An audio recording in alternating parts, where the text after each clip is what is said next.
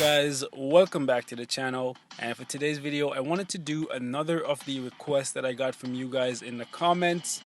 And this one right here is a pretty big one. It's a pretty long one, so I decided that I'm going to do it in parts. And the reason for that is because I don't want to make my video over 15 minutes. Like, actually, I don't even feel comfortable making a video that's more than 10 minutes long, to be honest with you. That's why I keep most of my videos anywhere from 3 to 8 minutes. So yeah, because I feel like a lot of people don't have the time to spend to sit down and watch a video for more than 10 minutes. You know, like personally, I would like to get the information as much as I can of it and then get on to actually playing the game. And I feel like that's the case for a lot of you guys as well. So that's why I try to squeeze in as much information as I can into as little time as I can take. However, sometimes it does backfire and I end up missing a few things and I have to cover that in the comments, but so be it, I guess. If you guys are more comfortable with longer content, let me know and I will consider doing that if you guys are actually going to watch it, okay? So for this one right here, we're going to be doing the Dormmamu clear, and Dormmamu is very easy to get over 100k with him. However, if you're trying to get like as high as you can get with Dormmamu, which the highest I've gotten with Dormmamu, guys, is with my build right now is 284. Right, that was the highest I've ever gotten with him, and since then I haven't been able to replicate that. It was a lot of RNG and some really good gameplay. I wish I had recorded it, but at the same time I'm happy that I didn't, because it would probably mislead you guys into thinking it's just super easy to play Dormmamu, which it's really not based on my experience with him. Although he has a lot of survivability in Lingering Fear, and he has a really good 4-star passive that heals him, he dies very easily and he attacks very slowly, so he can get guard broken a lot, especially if you're not running immunity to guard break. And we're talking specifically for extreme AB, right? So he gets guard broken a lot, and when you get guard broken, you lose a good bit of freaking damage, okay? Especially the 4 skill, the Flame Shield. Now this skill right here is a very good skill because it deals constant damage. So with Dormmamu, the way how I play him, I stick pretty close to the Frost Beast, so the mobs will be close to me and the Frost Beast will be close to me, so this is going to deal constant damage to them. However, the wind up on this skill right here, guys, is pretty slow, and a lot of the time you will either get jumped by the Frost Beast or get backhanded by the Frost Beast, and you end up getting guard broken before you can get the skill off, and your rotation is thrown off, and you lose out on a good bit of damage by not having this skill active, okay? A way to counter this, guys, is to have pretty high attack speed. And what I'm talking about is, as you guys can see, I have 107. That's not what you want. You want more like 115, 120% for attack speed. Okay, so you guys will see when I play Dormmamu with this build right here is not complete. I definitely need more crit damage and I definitely need more attack speed. So that's going to be something that I have to work on with him. However, with this build, which is a lot, like I have a lot invested in this guy. I got Urus in every single slot. Like his ISO set fully awakened. He has friggin' as high a damage proc as you can get, and he has fire damage in there. So with this build right here, I can get around 240 on average. However, I've seen the potential where I can hit 300 based on like how much damage I've done in like the first minute and 30 seconds, which if I didn't mess up on that 280 run, I could have gotten 300. So the potential is there. It's just a few key things that you need, which is the attack speed and a little bit of skill timing and a decent rotation in order to achieve that score with Dormmamu, since my card is not the best, okay? So yeah, so what I like to do for the rotation, guys, is 5-4 and then 3 and then 1, okay? You also have to try and line up the damage proc on the obelisk if you're using one. You definitely should if you're building Dormmamu for extreme AB.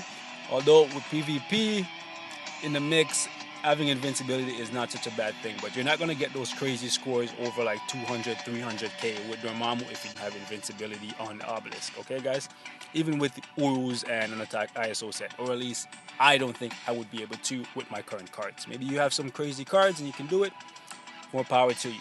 Anyways, so you want to line up the damage proc with the 5 skill because that is his highest damaging skill. So sometimes if you get guard broken or if you get like pushed back by the Frost Beast or something, you may end up having to forfeit using the 1 skill or the 3 skill in order to just synchronize the proc with the 5 skill.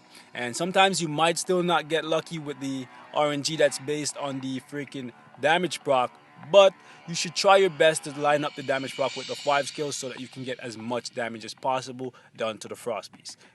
So you want to hug the Frost Beast at all times. You don't want to target the mobs with the 5 skill. Okay, guys? So that's enough rambling. And let's get in here and get this thing on the way. And you guys may be wondering why I'm using Hela. As you guys can see, it's Universal Super Villain Day. So you can't use Red Hulk or Satana because neither one of them meet the criteria. So let's roll.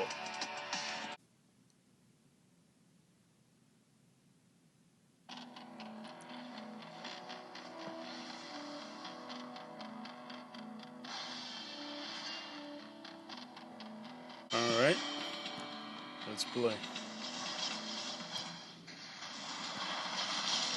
And the lag begins. I don't know if it's just me, guys, but whenever I use Doctor Strange and Dormammu specifically in AB, I find that I lag so freaking much. Like, I don't know if that's just me. Maybe it's just my phone that's just terrible. But if that's not the case, guys, let me know. And as you guys saw right there, I got guard broken because he jumped on me before the 4 skill could get off. So, yeah. Losing a bit of damage there. Damage proc did not activate on time. Gonna have to try and get back on rotation here. One thing you will notice that might happen to you sometimes. Oop, I got guard broken there again. So that's splendid. So let me see if I can hit it. Okay, we got it. So one thing that you might notice will happen to you sometimes, guys, is that you might actually use up. Whoop, got guard broken again. Splendid. So now, on top of being guard broken, my skill rotation is off, and my damage proc is on the 4 skill now. So yeah,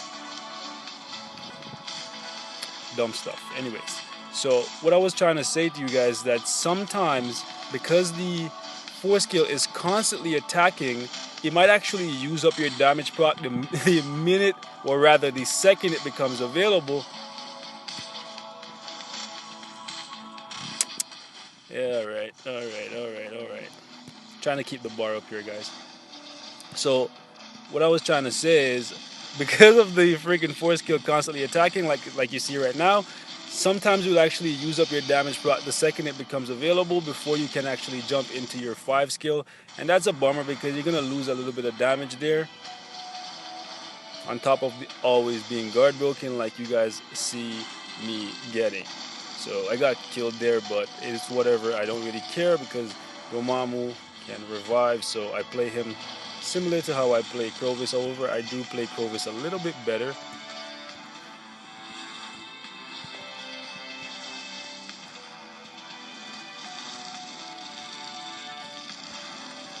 Although Clovis is definitely not as powerful as Dormmamu because I don't have nearly as much stuff invested in him. As you guys can see, even with being guard broken and my skill rotation being off, the proc not lining up accordingly, I can still easily get close to what I normally get, which is 240.